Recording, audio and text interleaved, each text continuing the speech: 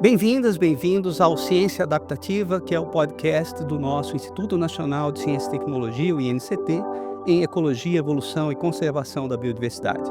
Meu nome é José Alexandre Felizola Diniz Filho, eu sou professor do Departamento de Ecologia, Instituto de Ciências Biológicas da Universidade Federal de Goiás e coordenador desse INCT.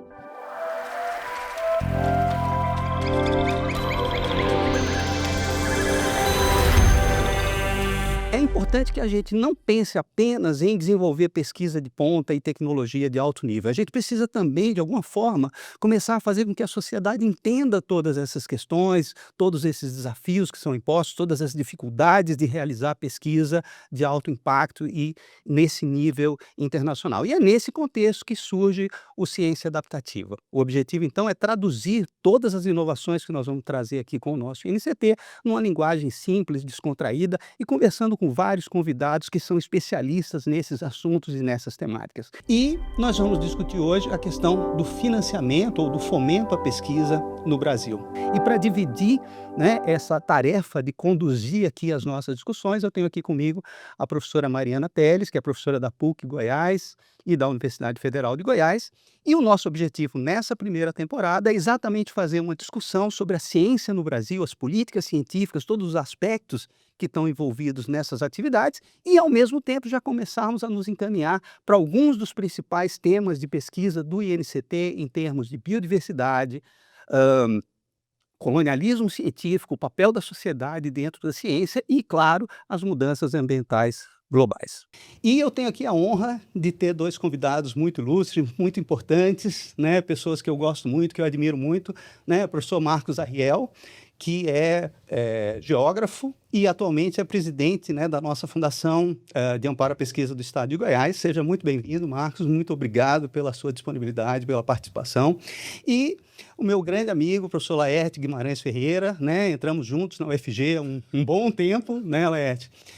O Laerte é do IESA, do Instituto de Estudos Socioambientais, e uma pessoa importante no sentido de que ele foi diretor de programas de bolsas, da CAPES, no início do governo Lula, junto com a professora Mercedes. Então, ele tem uma visão também muito importante, muito ampla sobre a questão do fomento à pesquisa no Brasil. Para a nossa audiência, eu acho que talvez uma primeira coisa importante para a gente colocar, Marcos, seja como que o sistema de fomento está estruturado no Brasil? Quer dizer, quais seriam os pilares desse fomento? Eu acho que é intuitivo que a ciência precisa de dinheiro, precisa de recursos para ser executada, em termos de projetos para bolsas, para financiamento de equipamentos, custeio, manutenção, deslocamentos, mobilidade, mas como que o sistema está estruturado para apoiar a atividade científica? Olá a todas, todos, satisfação estar participando desse podcast tão importante, numa temática que ela trabalha com a questão não só do fomento à ciência, mas dizer que fomento à ciência quer dizer colaborar com o desenvolvimento do país. Felizola, Mariana, satisfação de estar aqui. Professor Laerte, já de longa data que a gente conhece e colabora, colaboramos juntos. E em nível nacional nós temos aí 3 importantes fomentadores, na esfera federal. Nós temos a CAPES, o CNPq, que inclusive na CAPES o professor Laerte esteve como diretor e colaborando, inclusive, com a pós-graduação aqui no estado de Goiás. Nós temos, então, o CNPq, que também tem a sua importância, a FINEP, mais na estruturação de laboratórios, e nós temos uma rede de 27 FAPs. Então, em todas as unidades da federação, nós temos uma FAP. Essas FAPs, elas trabalham de forma articulada, no âmbito do Conselho Nacional das Fundações, e o Conselho ele faz uma ponte, ele faz essa integração com as agências federais. Então, todos os programas de fomento à ciência, tecnologia e inovação, eles são discutidos, sim, a partir das estratégias em âmbito nacional, mas a gente regionaliza via FAPs. E aí, por isso, a importância muito grande das fundações de amparo à pesquisa, porque elas estão próximas ali né, que a gente chama de os operacionalizadores da ciência e da tecnologia e da inovação, né?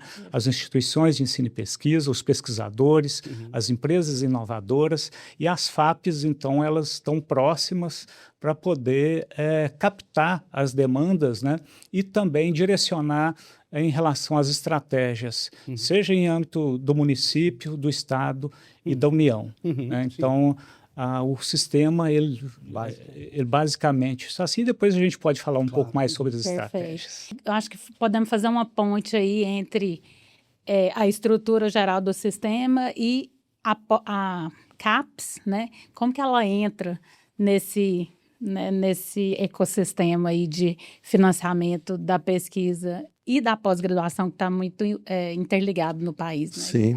Bom, excelente, Mariana. Primeiro, agradecer a Mariana, ao Felizola, parece que eu sou a única pessoa que chamo o José Alexandre de Felizola. O Marcos e há também. 32 anos, o Marcos também. E há 32 anos é realmente um amigo muito querido, né? Então, para mim, estar aqui é uma satisfação muito grande. Fiquei muito feliz com o convite. Que bom. Principalmente sabendo que eu estaria junto com o Marcos Arriel, que é uma pessoa também muito querida. Adorei a ideia do podcast, adorei o nome do podcast, Legal. Ciência Adaptativa. Bom, aí, Mariana, é interessante que, primeiro, interessante que o Felizola falou em ecossistema, né? E você agora trouxe essa ideia do ecossistema novamente. E eu sou muito entusiasmado quando eu olho para esse ecossistema, tá? Porque, de fato, é um ecossistema. Nós temos um arcabouço de ciência e tecnologia, ou de fomento, ou de operacionalização da ciência e tecnologia no país, que eu ouso dizer que talvez a gente tenha nos dedos de uma mão os países que têm algo parecido com a gente. Tão bem organizado. Bem organizado. Então, nós temos, né, o setor governamental, então nós temos as agências às quais o Marcos se referiu e que fazem um trabalho brilhante, que estão aí, né, desde a década de 50, de certa forma, e aí eu também incluiria, Marcos, o próprio BNDES. Verdade. Então, nós temos parte desse ecossistema, a sociedade civil, a Academia Brasileira de Ciências, SBPC, nós temos o Sistema Federal de Universidades e Institutos, nós temos hoje também, pensando essa mistura de sociedade civil, governamental, nós temos Embrapi, nós temos o Sistema S. É um ecossistema que funciona muito bem, eu diria, temos as FAPs, tá, imprescindíveis. Sim. E esse ecossistema, eu diria que ele funciona de uma maneira bastante articulada, bastante eficiente. E tudo isso ainda é mais surpreendente quando a gente pensa que demorou, se a gente pensar no início do processo de colonização do Brasil, 300 anos para a gente ter as duas primeiras faculdades. Sim. Né? Primeira universidade, o presidente Lula sempre fala isso, 1920, a Universidade do Brasil, né? A atual Universidade Federal do Rio de Janeiro. Né? A Academia Brasileira de Ciências, agora comemorando 105 anos. Então, assim, é tudo muito recente. Muito recente, é. CAPES e CNPq, 1950. Mais Né? Então, assim, inclusive o país ele passa a se institucionalizar e nós somos um país muito rico, inclusive em contradições. Então, assim, nós precisamos de uma ditadura, o início do Estado Novo, o fim da República Velha, para a gente começar a se institucionalizar e criar grandes instituições. Né? Mas, especificamente falando da CAPES, a CAPES é uma agência de fomento focada na pós-graduação, tanto no fomento ao funcionamento dos programas, quanto no fomento em termos de bolsas para aqueles, né, que estão cursando a pós-graduação, os alunos de mestrado, doutorado. Uma única vez, há muitos anos, a CAPES apoiou com bolsa pós-graduação lato sensu. Sim, os cursos de especialização, aperfeiçoamento. Eu fui beneficiário da CAPES num curso de especialização, quando eu estava, enfim, recém-formado, etc. Mas a CAPES, fundamentalmente, ela financia, ela fomenta, né, a pós-graduação em stricto sensu, mas a CAPES é muito mais do que uma agência de fomento. Ela é uma agência interessante no seu papel, uma complexidade aí, que ela faz, ao mesmo tempo, a estruturação, a regulação do Sistema Nacional de Pós-Graduação, ela faz o fomento e ela avalia o sistema. Então, ela tem 3 papéis e eu, particularmente, e nós temos, né, no início do governo, do atual governo do presidente Lula, em 2023, a CAPES ela conseguiu ter uma recuperação do seu orçamento, que foi graças à chamada PEC da transição. A gente conseguiu fazer um reajuste de bolsas que estavam aí represadas desde 2013.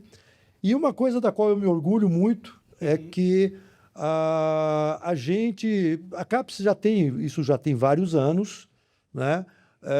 De trabalhar em parceria com as FAPs. Sim. E, particularmente, né, no período em que eu tive o privilégio de servir ao Sistema Nacional de Pós-Graduação, estando na CAPES, a gente realmente conseguiu fazer parcerias importantes com as FAPs, né? Isso foi uma coisa muito gratificante. Então, Inclusive, assim, né, professor Laerte, foi no período que você estava na CAPES que iniciou a discussão do atual Plano Nacional da Pós-Graduação. sim, E foi bastante discutido junto com as Inclusive fundações. Aqui, fizemos, a FAPEG, fizemos em parceria com todas as FAPs, né? Essas reuniões, né? Então, assim, foi um período eu diria, de muita discussão, mas acho que tentando fechar um pouquinho a sua questão sobre o papel da CAPES. A CAPES trabalha, eu diria que numa sintonia muito grande com o CNPq, Sim. que por vários motivos, a gente pode depois discutir isso, o CNPq, ele financia o pesquisador, o projeto de pesquisa. E pelas particularidades também, ou desafios circunstanciais desse sistema todo, o CNPq, ele percebeu isso há muitos anos, que a maneira de garantir e manter o orçamento era colocar em bolsa, porque bolsa é uma coisa difícil de cortar, ainda que houve cortes do governo anterior e nós tivemos cortes de programas, etc. Então, o CNPq ele também passou a trabalhar com bolsas. E há uma mudança, né, que foi introduzida no governo anterior pelo professor Evaldo Vilela, à frente do CNPq, um grande cientista e que eu acho que conseguiu segurar as pontas Com certeza. num momento muito duro, mas que foi, olha, o CNPq vai financiar projeto de pesquisa no seu laboratório, né? Não grandes equipamentos, não grandes infraestruturas, que é o papel da FINEP, e a CAPES, a gente vai deixando com a CAPES as bolsas. Para mim faz sentido. E eu diria que CAPES e CNPq, ou esse ecossistema, ele é muito bem resolvido, ainda que no governo anterior também tentaram criar uma confusão aí. Claro. Isso é um outro foco. Acho bom até a gente pegar essa questão do fomento, e eu acho que tem muita gente que tem curiosidade de entender como que por exemplo, como que o Estado, aí vamos voltar aqui para o Estado, acho que a FAPEG pode ser um bom exemplo, né? Como que a gente organiza que a FAPEG capta aquele recurso, de onde vem aquele recurso, onde ele está planejado. Eu acho que tem muita gente que tem curiosidade, né, de entender melhor de onde vem esse recurso. Acho que seria um bom exemplo.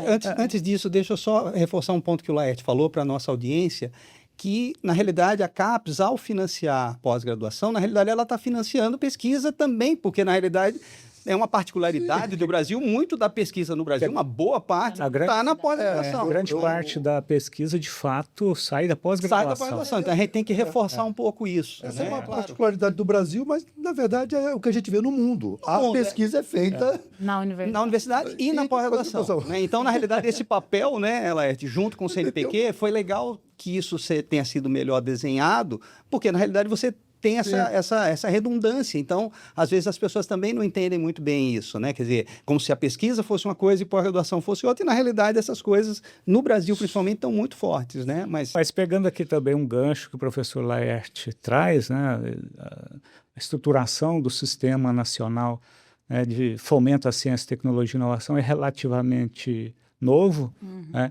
E partindo pelo lado da questão da atuação das FAPs, também você tem aí uma FAPESP, né, com um pouco mais de 60 anos, FAPEMIG também, FAPERJ, e nós temos outras fundações que há 5 anos estão em operação. Sim. Né? E no Só âmbito 5 anos? É muito heterogêneo. é bastante heterogêneo, né? Acho que Roraima, né? Exato. Roraima foi a última. Bem recente. É bem recente.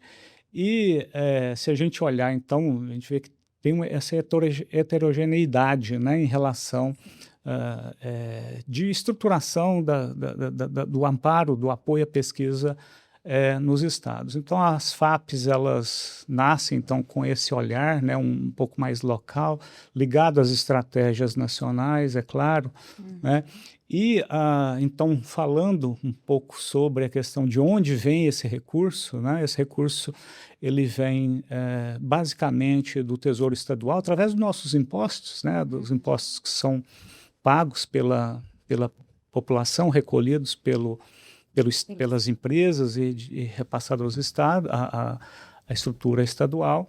Então, os estados têm esse olhar, né, para direcionar parte do seu orçamento para fomentar a pesquisa e inovação. Por que que isso é importante, né? Primeiro porque pesquisa e inovação é uma atividade de risco, né? Você não tem essa certeza que, embora, por mais que a pesquisa seja trabalhada, planejada, né, há ainda incerteza. Então, o Estado tem esse interesse, né, de bancar parte desse fomento que seja nas instituições de ensino e pesquisa, grupos de pesquisa e inovação nas empresas, porque o fruto, né, o benefício, ele vai ser colhido pela população, sobretudo quando a gente fala de pesquisas aplicadas que atende diretamente, né, impacta diretamente as pessoas. Mas a inovação também nas empresas, né? Um celular que a gente usa, né, e utilizamos de forma muito frequente, de forma frequente, né, se a gente, né, nesse ambiente que nós estamos aqui, né, todo tecnológico, e foi desenvolvido através de pesquisas, de inovação, seja no âmbito da uma instituição de ensino e pesquisa ou diretamente nas empresas, aquelas empresas, né, que têm ali uma estrutura de inovação, mas que recebe uma colaboração das instituições de ensino e pesquisa. Então, o recurso ele vem, né, do Tesouro Estadual, basicamente, mas as FAPs, né, e aí é importante que a gente fala também sobre o Conselho Nacional das Fundações, que é onde nós estamos, né, todas as FAPs estão ali de forma conjunta, né, definindo a estratégia, a partir da definição da estratégia em seu estado, a gente chega na diretriz nacional. E aí, então, né, realiza a cooperação com as instituições federais. A CAPES, por exemplo, né, nós estávamos falando agora há pouco, o professor Laerte, lá à frente, né, da diretoria na CAPES, foi muito importante naquele período, que além, né, dessa construção, do início da construção do Plano Nacional da Pós-Graduação, e aí, em relação à questão da pesquisa, do fomento à pesquisa, seja de bolsa, auxílio, que foi pensado, né, foi um projeto pensado aqui para o Estado, que foi a Rede Centro-Oeste, né, professor Laerte? Sim. Que foi um salto enorme, no meu ponto de vista, no fomento à pós-graduação. A partir de problemas, né, de dores, né, que as pessoas, né, as instituições sentem, olhando essa questão da sustentabilidade também do Cerrado, né, professor Laerte, que construímos, né, naquele momento, cada unidade da federação selecionou 4 projetos, e esses projetos em rede, né, ou seja, é um programa de pós-graduação aqui no Estado para poder realizar, para elaborar o seu projeto, né, o seu grande projeto, ele tinha que consorciar com outras instituições das outras unidades da Federação do Centro-Oeste. Eu estou dizendo isso porque a CAPES também é uma colaboradora das fundações. E também temos o CNPq, através dos projetos aí na área de desenvolvimento de novas tecnologias, e a FINEP, sobretudo, na parte de estruturação de laboratórios. Nós estamos nesse momento, né, nós estamos realizando 6 parcerias, 6 convênios com o FINEP, a partir daquele edital destinados à infraestrutura do norte, das instituições localizadas no norte, nordeste e centro-oeste, onde a FINEP, ela, dentro do volume de recursos que tinha para o edital, né, ela, no ranqueamento, ela selecionou aqui no nosso estado, por exemplo, 4 grandes projetos e colocou 9 projetos à disposição da FAP, né, e aqui no caso da FAPEG, 9 projetos com análise de mérito, né, aprovados na análise de mérito, mas sem recurso do edital. E aí a FAPEG, a FINEP ofereceu para as FAPs, convidou as FAPs para cofinanciar esses, no caso aqui, 9 projetos, e a FAPEG, então, está aportando quase 10 milhões nesses 9 projetos, e a FINEP cerca de 28 milhões. Então, sem esse aporte da FAP, né, ela não conseguiria ampliar o fomento a esses grandes laboratórios, a infraestrutura desses laboratórios. E, por outro lado, também para o Estado, e para a FAP é um grande ganho, né, porque ao colocar uma parte do fomento, ela recebe, né, e recebe um volume maior de fomento, nesse caso da FINEP, e de forma colaborativa, então, nesse cofinanciamento, né, passamos nesse caso, né, no âmbito desse edital, a fomentar, então, quase 70 milhões, né, 40 milhões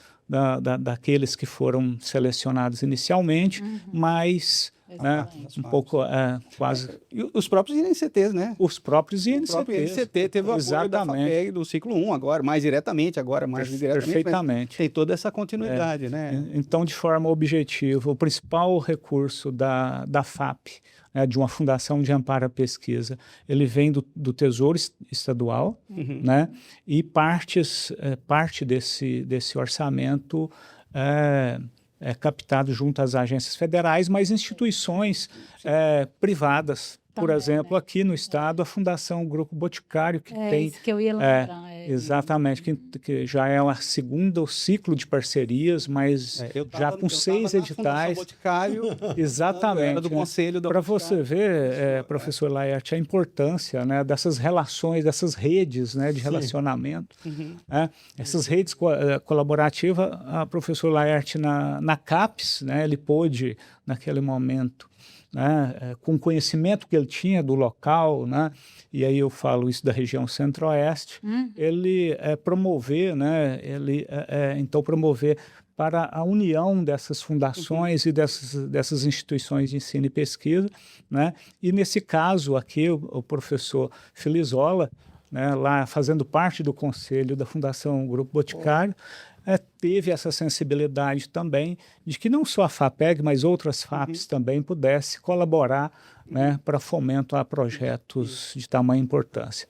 Então, é isso assim que se dá, né? E o planejamento, ele se dá, ele acompanha o planejamento do Estado, né? Isso em todas as unidades da federação, vai para o plano plurianual, que é aquele plano de 4 anos, né? Isso é trazido para o orçamento anual, né? E, claro, observando as diretrizes, né, de uma estratégia nacional de ciência, tecnologia e inovação, o Plano Nacional da Pós-Graduação, quando a gente fala em fomento a projetos de pesquisa desenvolvidos no âmbito da pós-graduação, mas também esse olhar para, sobretudo, as empresas inovadoras também. Né? E você falou uma coisa, Marcos, puxando um ponto interessante que a gente viu na fala do professor Lival umas 2, 3 semanas atrás, quando ele veio. 3 lá, Mariana estava viajando. Nós estávamos os 3 lá.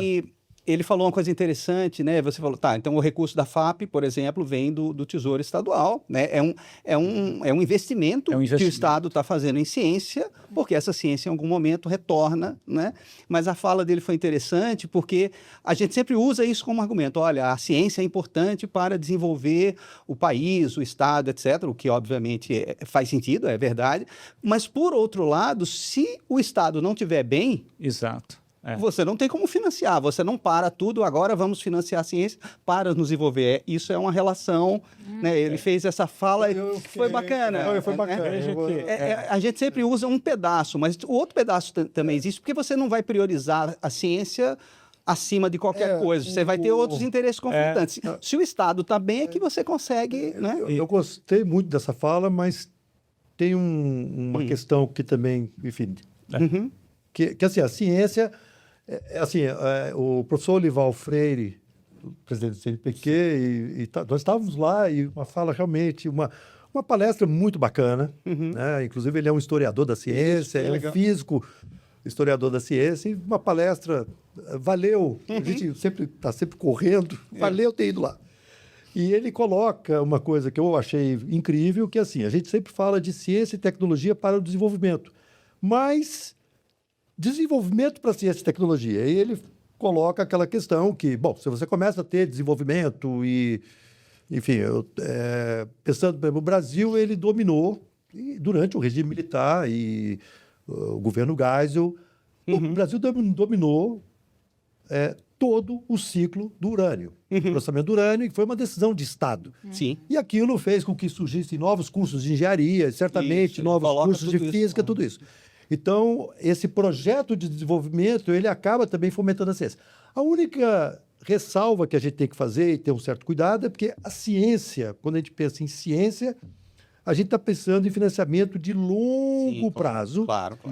E claro que a gente tem, assim, e tudo isso é controverso. Eu praticamente acho que a diferença entre ciência fundamental e ciência aplicada, na verdade, isso é um espectro. É um contínuo. Isso é muito tênue e onde você está nesse contínuo. Mas, obviamente, que a gente precisa... Então, assim, essa visão ela tem uma ressalva que é ciência básica fundamental são financiamentos, sim, de ainda mais risco e de longo prazo. Ontem eu estava vendo na notícia o presidente Lula inaugurando uma nova linha lá no Sirius, né? O acelerador de partícula. Aquele projeto todo que a gente tem orgulho daquilo, aquilo é para se orgulhar. No exterior a gente vai e as pessoas falam, é um projeto de 40 anos, né? Sim, esse com é um muitas ponto visões, né? Da continuidade, né? Mas desculpa, eu acabei cortando o Marco. Mas é bom voltar até nessa coisa da política de pesquisa, né? Eu acho que a FAPEG também tem um exemplo mais recente aí das políticas de centro de excelência e de centros emergentes, né? Que eu acho que seria interessante, assim, da onde que vem essa ideia e por que a gente precisa estruturar esses centros, qual que foi a lógica ali da FAPEG para a proposição, que eu acho que é um outro assunto que tem muita gente que gostaria de ouvir. De fato, às vezes, no senso comum é dito que o fomento à pesquisa, o fomento à ciência, tecnologia e inovação, ele está mais ligado ao âmbito acadêmico, né? Que é uma discussão da academia. E não, né? O fomento à ciência, tecnologia e inovação, a realização de pesquisa, o fomento à realização de pesquisa tem que ser a partir de um projeto de Estado, né? Então, e nesse sentido, aqui no estado de Goiás, isso com a FAPEG, né, num período mais recente, isso foi para um plano de governo, né? Então, na medida que vai para o plano de governo, isso significa que a população ela protocolou apoio àquele plano de governo, né? Então, desde o início, eu falo isso num período mais recente, que eu estive como diretor científico de inovação a partir de 2019, e no período mais recente, de outubro de 2023 para cá, como presidente da fundação, que orgulho muito, né? Como servidor público, né? Eu acho que é um espaço ali para realização, né, daquilo que um servidor público, né, seja ele temporário ou de forma um pouco mais, né, definitiva, que tem essa possibilidade de dar vazão, né, aqueles projetos que parte de uma demanda da sociedade. Então, isso era uma demanda da sociedade, né, o fomento à ciência, tecnologia e inovação era uma demanda da sociedade, foi para um plano de governo, né, e a partir das diretrizes definidas no plano de governo, ele veio, então, para a operacionalização no âmbito da fundação. É bom dizer, né, que no início de 2019, é claro que o Brasil, né, ele vivia um período ali de crise fiscal financeira, não era diferente nos estados, mas na FAPEG, aqui no estado de Goiás, um período histórico, era comum, né, tinha uma vinculação constitucional, mas cerca de 20%, 30% do orçamento daquele ano que, de fato, era executado. Então, no início de 2019, a gente tinha ali 4 meses de bolsas em atraso, né, bolsa de formação, mestrado, doutorado. A gente tinha um conjunto de chamadas que o Estado, naquele momento, ele não teve como honrar. Né? Então, a partir da reorganização da fundação, a partir das diretrizes recebidas, né, pelo plano de governo, daquele plano de governo que foi, que a população, então, referendou, né, nós criamos, naquele momento, os centros de excelência. Claro que a FAPEG, ela fomenta todas as áreas do conhecimento, né? E por isso que é importante ter um conjunto de editais, né, as chamadas públicas, para acesso, para todos os pesquisadores tenham acesso, todas as instituições de ensino e pesquisa tenham acesso, um conjunto de chamadas que para manter e continuar o desenvolvimento da pesquisa, né? Mas é preciso ousar um pouco mais, né? É preciso, a gente fala que de investir em projetos disruptivos no ponto de vista do fomento. Por que disruptivo? Enquanto nós estávamos falando de bolsa, bolsa de formação, um custo anual aí de um custo de 2 no caso de mestrado, 4 anos para doutorado, nós estamos falando aí de 20, né, de 30 mil, 60 mil, um projeto, digamos assim, um projeto de pesquisa. Um auxílio à pesquisa que é muito importante, sobretudo nos programas de pós-graduação, né?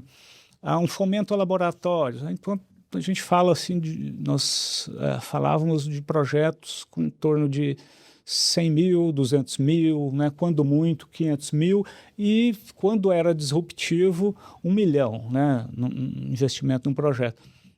O Centro de Excelência ele chega, então, a partir da definição de um conjunto de áreas estratégicas, né, que é para poder promover o desenvolvimento do Estado em um conjunto de áreas estratégicas. Essas áreas, sobretudo, quando a gente fala de inteligência artificial, um SEMPA, né, um SEMPA Cerrado, o CEIA, né, e outros...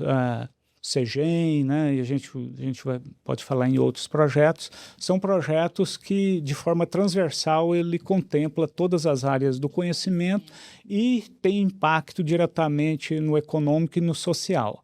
Né? Então, a partir desse momento, após a definição de um conjunto de áreas estratégicas, implantamos, né, de 2019 até agora, 2026, 10 centros de excelência. O que são esses 10 centros de excelência?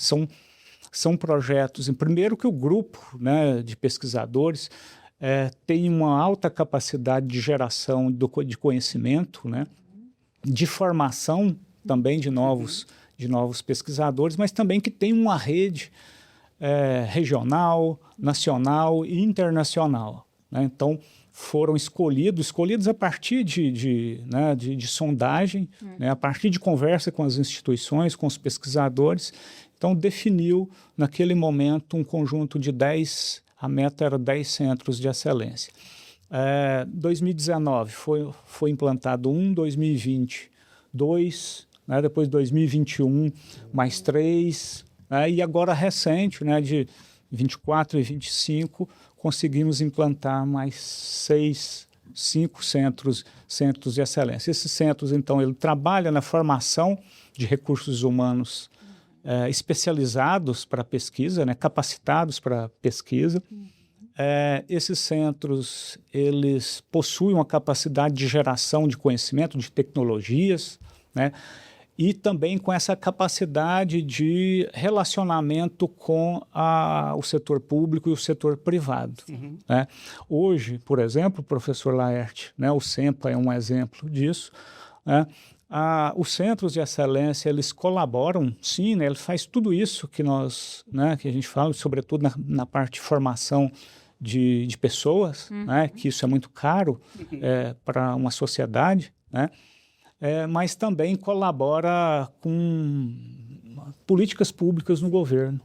Né? Nós temos o Centro de Excelência em Inteligência Artificial, por exemplo, que hoje pela manhã, eu participando de uma reunião de governança, o centro, o CEIA, desenvolvendo, né, P&D dentro do Estado, né, para atender melhor o cidadão. Mas a gente pode falar no SEMPA, na área de monitoramento, né, e previsão ambiental, que é o SEMPA.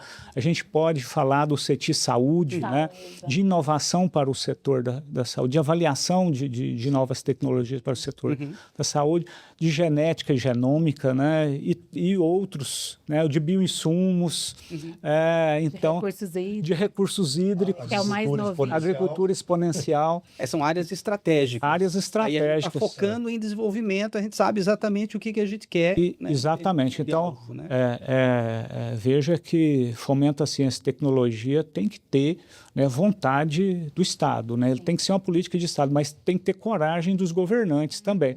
Porque quando a gente falava aqui que a ciência, né, o resultado da pesquisa, ele leva investimento de longo prazo. Né? Hoje, cada vez mais, a sociedade está muito imediatista. Né?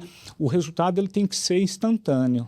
Né? Então, é por isso que tem que ter coragem. Os governantes precisam ter coragem. Né? E aqui falando, né, no âmbito estadual, nós estamos vivendo esse ciclo, né, de governantes, né, e agora continuando também, um governante que teve a coragem, né, de colocar o fomento à ciência e tecnologia para dentro do orçamento, né, e mais importante, né, cumprir o que foi planejado e o que foi firmado, aquele compromisso firmado com a sociedade. Então foi nesse sentido que a FAPEG caminhou e vem caminhando ao longo desse período que eu falo de 19 até aqui. E para o ano que vem, né, nós já estamos discutindo, isso que é planejamento, né, para o ano que vem, para os próximos anos, né, como a gente sabe que investimento em ciência e tecnologia é de longo prazo, primeiro, né, dar continuidade àqueles projetos, né, que foi iniciado, né, iniciados, e novos projetos para que seja também, porque ciência e tecnologia é isso, né? Nós temos que pensar à frente do mercado, à frente da sociedade, né? Da frente do tempo, né? Para que no momento que chegar, né, tenha capacidade de resposta. Aliás, nessa mesa aqui a gente tem um exemplo. Vários. Não, temos vários. Eu estava aqui pensando que a FAPEG, e eu queria só comentar rapidamente, né, e não é jogar confete, porque o presidente está aqui, mas nós nos conhecemos trabalhando, né? Você como diretor científico, Marcos, e eu estava na pró-reitoria de pós-graduação e fizemos várias ações conjuntas. Tá? Mas eu tive também o privilégio, acho que a gente quando está ocupando alguma posição e a gente consegue trazer uma contribuição, por menor que seja, né? É um privilégio. Tive o privilégio de integrar o Conselho Superior da FAPEG. Então, a Mariana tinha falado sobre a questão de como é que é a FAPEG, como é que é o recurso da FAPEG. E eu não sei se... acho que é importante falar o seguinte, é um recurso muito bem utilizado, de forma muito transparente. Tá? E o Conselho... E tem um conselho... Colaborar e para que né, faz a referenda... discute, inclusive, essa questão dos centros estratégicos. Mas é interessante que um dos centros estratégicos, né, um centro de excelência que a FAPEG criou entre esses 10, está o Centro de Excelência em Estudos, Monitoramento e Previsões Ambientais, que hoje faz uma previsão de tempo para o estado de Goiás ímpar, quando você compara o que é feito nos outros estados. Eu falo em termos de resolução espacial, 2 quilômetros. Hoje nós temos o boletim diário e temos o Nowcast, feito com inteligência artificial. Então, colocando o seguinte, é um investimento que já está trazendo retorno, inclusive os centros, e eu acho que esse claro, são desafios diferentes, mas esses centros, eles já estão, alguns deles, trabalhando de forma muito integrada. Exato. Então, hoje, o SEMPA trabalha de forma muito integrada com o Centro de Excelência em Agricultura Exponencial, né, com previsões de tempo. Mas eu queria só mais um comentário. Os nossos nowcast, o nosso forecasting é o do SEMPA. do SET, né, que a gente está usando o Sim. SET Saúde para forecasting de dengue, por exemplo, vem com Tá, dados de mas vocês. falando desse forecasting de dengue, eu queria comentar, né? Porque eu estava aqui pensando nisso. O INCT em ciência, em ecologia e evolução, ele foi inicialmente, até hoje, mas muito apoiado, o recurso veio Da FAPEG. da FAPEG do Estado de Goiás. Exato. Sim. Isso. E aí, quando a gente entrou naquela emergência pandêmica, Sim. e aí também falando essa divisão entre ciência aplicada, ciência Exatamente. básica, ela, Excelente. na verdade, ela não existe, porque verdade. vocês que trabalhavam com modelagem, distribuição de espécies, vocês foram chamados a apoiar o comitê de crise e as previsões, as estimativas, os forecasts que vocês faziam de propagação do vírus, etc., foram utilizados por esse comitê de crise, pelo governo estadual, e aí eu também tenho que dizer que realmente é um governo que se posicionou a favor da ciência naquele momento e em outros momentos. Com certeza. Então, isso foi uma coisa importante. Então, Tem que é reconhecer. interessante como o retorno foi muito rápido e veio da onde Não se esperava. não se Só esperava. complementando, a gente também, por causa da estrutura montada no INCT, fez a vigilância genômica, que eu fiquei responsável, que também a gente não trabalha com saúde, nossa equipe, né? Mas a gente tinha uma estrutura que foi montada no primeiro ciclo pela FAPEG e a gente conseguiu. Na verdade, começou pela Rede Centro-Oeste. A versão Então, anterior assim, da rede. voltando à importância desse fomento continuado, Continuado. né? Que a gente Exatamente, montou a exato. estrutura inicial lá na Rede Centro-Oeste, que melhorou com o INCT, e na época O da laboratório estava pandemia, sendo mantido. o laboratório mantido pelo INCT. Por causa disso, a gente conseguiu fazer a vigilância genômica do Covid com o apoio da FAPEG também, porque eu lembro que na época era o Robson, né, que era o presidente, e a teve uma primeira. chamada para a gente fazer a parte de vigilância genômica e eles já estavam fazendo a parte de modelagem. Então, assim, foi totalmente dedicada ali da É pandemia. isso, é É um interessante. investimento que foi feito pensando em outra coisa, talvez muito a longo prazo, Exato. numa Na hora situação emergencial. É uma Ciência excelente dessa. realmente a desse serviço contínuo. da sociedade, do E bem coletivo. exato, e aproveitando um gancho aqui do professor Laerte, né, em relação ao papel do conselho, né, a fundação ela tem um conselho superior, o professor Laerte, inclusive, fez parte, né, e ele só saiu no momento que pra CAPES. foi para a CAPES, né, e que também deu uma grande contribuição, Sim. né, como ele estava contribuindo aqui no Conselho Superior. Então, na medida que a gente recebe, né, as instituições, no caso a FAPEG, recebe essa demanda, né, através de um plano de governo, né, das diretrizes, o Conselho ele debruça para poder, em cima daquelas problemáticas, né, e também contribui e colabora com né, o direcionamento para outras ações de pesquisa. Mas é importante dizer, viu, professor Mariano, né, professor Filizola, da ERT, vocês conhecem muito bem a operação da FAPEG, sem um grupo de colaboradores, né, de alta capacidade, de grande experiência, né, o nosso grupo de colaboradores, não seria possível, se não fosse esse grupo de colaboradores, não seria possível a gente executar, né, o recurso que o governo acreditou, né, e de forma corajosa, como a gente estava falando agora há pouco, de então investir em fomento à ciência, tecnologia e inovação. Então nós temos um grupo altamente capacitado. Esse grupo, os resultados, né, além claro que é o nosso principal objetivo, a nossa missão é essa, né, a Fundação ela fomenta as instituições, os pesquisadores, né, colabora com formação de recursos humanos, mas quem, né, realiza, né, essa operação, né, realiza essas pesquisas são as instituições e os pesquisadores. Mas esse grupo nosso de profissionais, né, de colaboradores, através dessa ação, da ação contínua, né, diária, é que hoje a FAPEG ela é reconhecida não só aqui localmente, mas o principal órgão que executa seu orçamento 100%, né, já há 3 anos seguidos que nós estamos com orçamento 100%, nós reavaliamos o nosso planejamento todo mês, né? Uma vez por mês a gente senta, né? Temos um planilhão em nossa frente, né? E ali a gente vai verificando aqueles projetos, às vezes ainda não está no ponto de lançar chamada, mas deveria ter lançado, e a gente coloca outra chamada, né? Outro acordo, né? Que está ali em fase de elaboração para que seja implantado. Então, nós temos muito mais projetos do que recursos. Por quê? Isso permite, né, a gente otimizar exatamente. Na falta, né, no momento que um projeto, uma parceria a ser firmada não conseguimos firmar, a gente coloca para outro, a gente direciona a outro projeto. E nesse sentido, então, transparência, nós somos selo diamante, né, que é um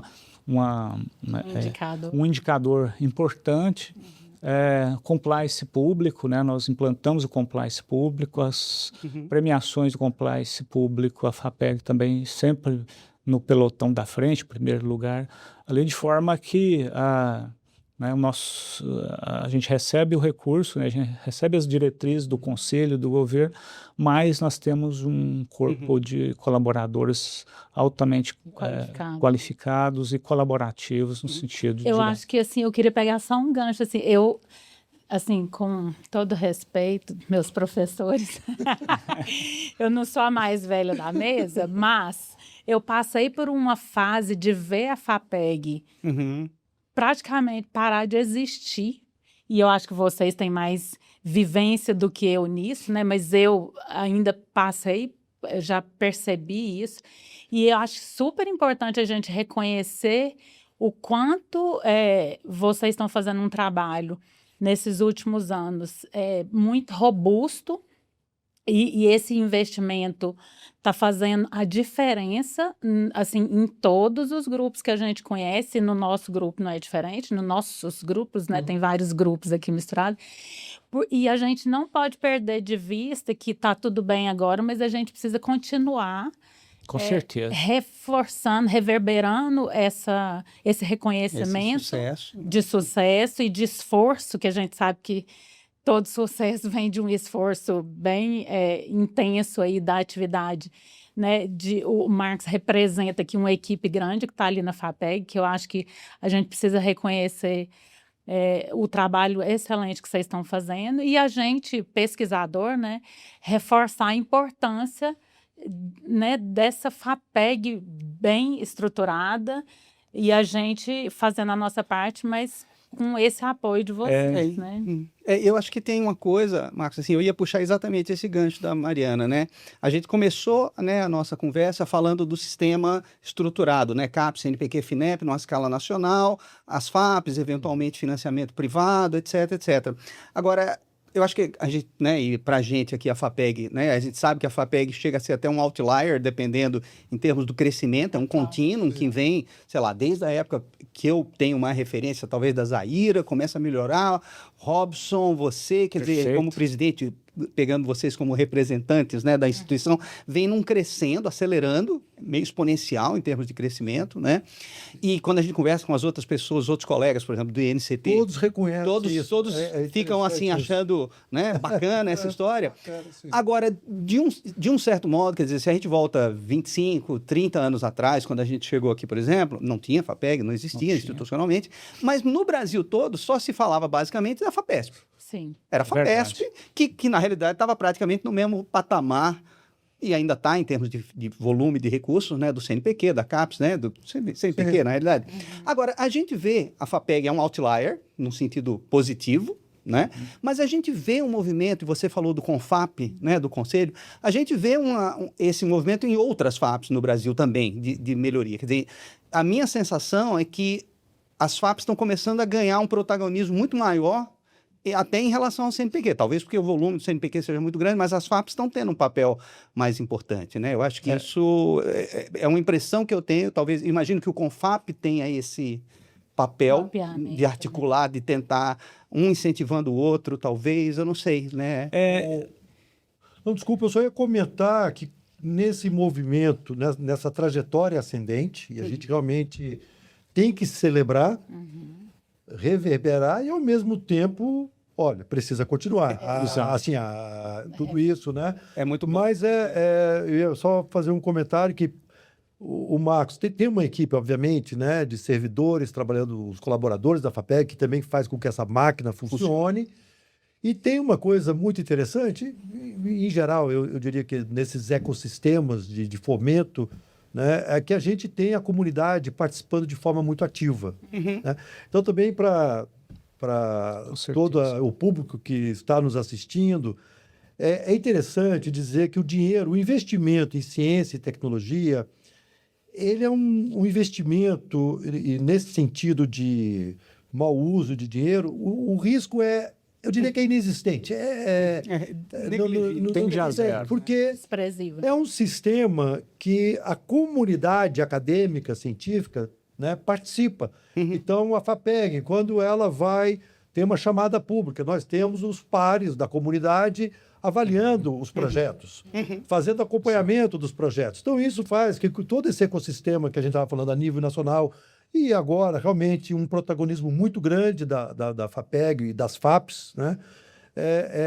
Isso eu acho que traz uma segurança que, primeiro, o dinheiro vai ser Bem usado. utilizado para o objeto ao qual se destina e diria que, em grande parte dos casos, o resultado vai vir. Né? Então, isso é uma coisa... É interessante o que a professora, o primeiro comentário que foi dito pela professora Mariana, né?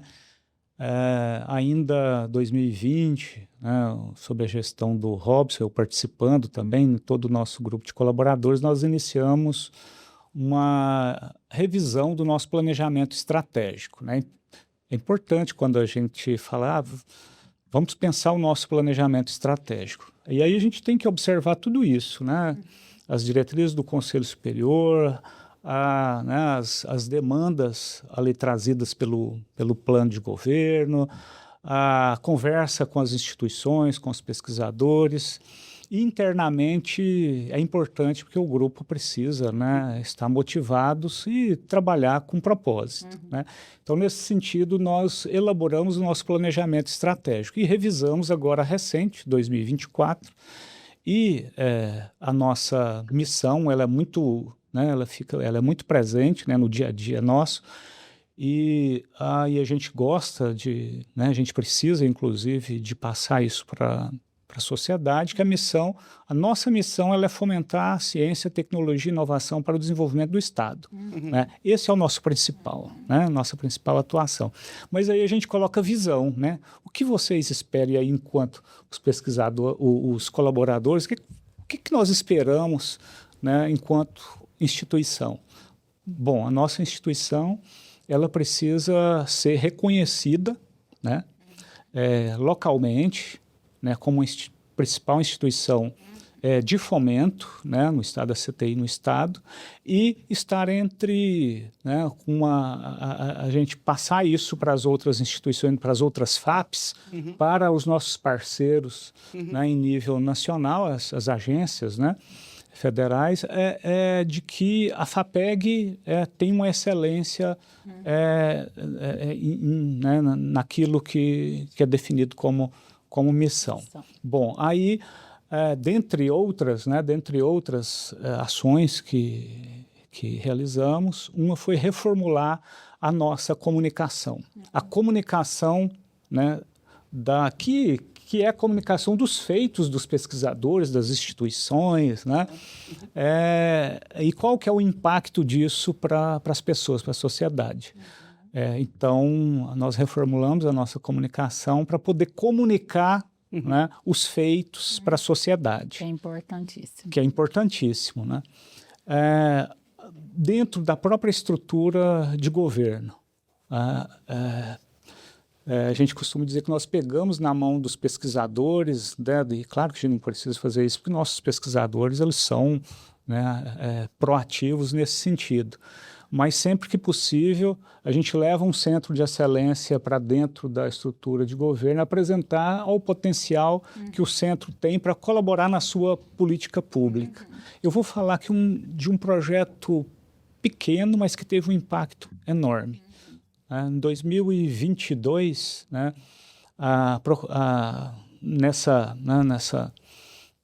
caminhando aí junto com os pesquisadores para mostrar o que os pesquisadores têm a oferecer, né, a pesquisa tem a oferecer para as políticas públicas, nós levamos na OVG, na Organização das Voluntárias de Goiás. O programa, né, o então Bolsa Universitária, né, e agora chamado de ProBem, porque ele foi totalmente reformulado, né, e outros programas, né, tocados pela OVG, a FAPEG, ela fomentou um grupo de pesquisa dentro da OVG para reformular o então Bolsa Universitária. Quem desenhou, claro que com a colaboração muito grande, porque quem conhece o programa são as pessoas que operacionalizam o programa, né? Mas quem reformulou o programa, né, que hoje é o ProBem, né, que é aquele apoio, né, ao universitário, instituições particulares e as instituições que são pagas, né, a mensalidade paga, foi um grupo de pesquisadores, reformulou e tinha um problema, né, que isso incomodava muito a equipe de governo, que era o processo de seleção, né, dos beneficiados pelo programa, pelo ProBem. Então, levou para o CAD único, né, o cadastro único, só poderia ter acesso ao programa primeiro, que fosse, né, cadastrar no CAD único, e dentre outras características. Então, só estou dizendo isso. Políticas públicas. Exato. Então, nós levamos a pesquisa para dentro e nós chamamos de governo consciência. E aí, isso, né, levou a FAPEG hoje, tudo isso, né, o orçamento crescente, né, o governo acreditando e colocando como política de Estado. Hoje, viu, professor Laerte, as FAPs, isso dado recente, vai ser divulgado agora nos próximos dias, a execução orçamentária de 2025, as FAPs colaboram, né, com 42% de todo o fomento à CTI, a subvenção. Né, que é aquele recurso que não reembolsável, né, seja para instituições, pesquisadores ou empresas. Então, as FAPs colaboram com 6,2 bilhões, né, contribuiu em 2025. A CAPES vem em segundo com 3,4 bilhões, depois FINEP e depois CNPq. Mas nesse somatório, as FAPs colaboram com 42%. Tá. E a FAPEG, né, em 2024, quando as FAPs colaboraram com cerca de 38%, né, de todo o fomento à CTI, e 2025, 42%. A FAPEG já era 42% em 2024 e agora 2025, 47%. Tá. Né? As FAPs, elas fortalecem, é claro que o fortalecimento das FAPs foi num período, né, em que tivemos uma crise no sistema de fomento nacional, né? Isso. Mas nesse período, né, as FAPs fortaleceram, elas inclusive colaboraram para a manutenção, sobretudo do mínimo, né, do fomento à ciência, tecnologia e inovação, e agora muito mais forte, né, as FAPs, né, ali no âmbito do Conselho Nacional das Fundações, de forma conjunta, né, como um organismo. As FAPs conseguem, junto com as agências, né, a definição com o Ministério de Ciência, Tecnologia e Inovação, com as secretarias estaduais de Ciência, Tecnologia e Inovação, a gente consegue, então, definir as diretrizes e canalizar recursos para o fomento à ciência de impacto. Super importante essa história. Pessoal, nós estamos caminhando para o final, né? Passa muito rápido, a gente podia ficar conversando aqui bem mais tempo. Teremos outras oportunidades. Teremos outras oportunidades. Tanta coisa para falar quando temos esse momento, né? Pois do soberano, estadual. Exato, tem muitas possibilidades, muitas possibilidades. Inclusive para garantir, né, que às vezes um governo ele fomenta, ele tem essa coragem, né, ele destina recursos do seu orçamento, depois não sabe, então é por isso que a gente precisa de garantia. Mas assim, eu queria agradecer muito a presença de vocês, né, a experiência de vocês, a vivência de vocês, né, contribuindo aqui com o nosso o nosso podcast, né, que nós estamos começando agora nessa primeira temporada. Então, muito rapidamente, né, se vocês quiserem fazer uma fala final, né, quer dizer, qual que é a mensagem para a nossa audiência bem sintética, né, qual que é o ponto importante? A gente falou, mas só para a gente sintetizar o que é importante em termos de fomento à pesquisa, né? Bom, eu primeiro agradecer realmente o convite, eu estou muito feliz de estar aqui.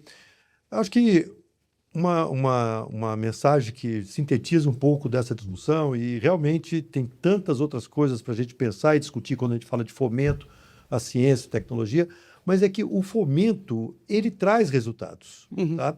Eu acho que a gente precisa, talvez, pensar em maneiras mais criativas de quantificar o impacto desse investimento. Perfeito. Né?